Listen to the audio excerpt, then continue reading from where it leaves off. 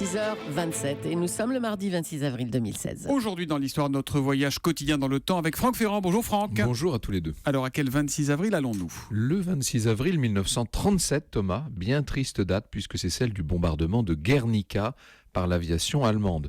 Nous sommes au Pays Basque espagnol, en pleine guerre civile, dans la petite ville de Guernica, 7000 habitants à peu près, c'est jour de marché. Or, à 16h30, 16h20, 16h30, on entend vrombir des moteurs d'avion.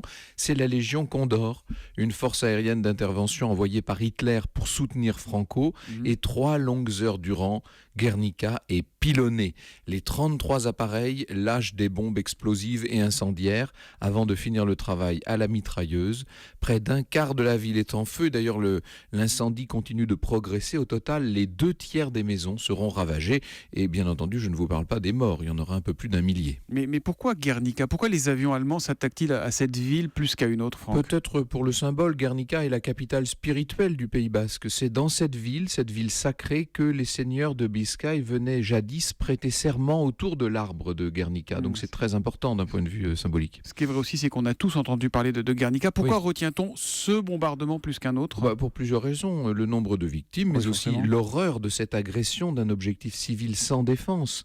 Guernica n'est pas un centre industriel, c'est pas un arsenal. On l'a bombardé uniquement pour semer la terreur. C'est ce qui sans doute a tant choqué. Et puis, vous l'avez dit vous-même, évidemment, il y a le rôle déterminant des artistes.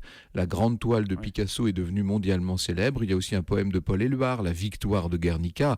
Les horreurs, comme vous le savez, ne vont pas s'arrêter là, puisqu'on est à quelques mois de la Seconde Guerre mondiale.